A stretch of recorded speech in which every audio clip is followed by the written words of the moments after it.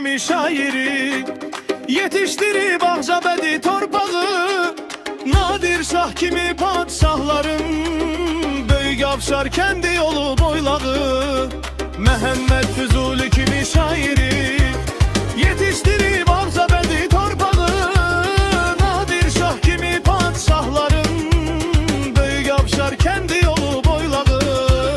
Nadir Şah kimi padşahların, Böyük Afşar kəndi yolu boylağı. Dahile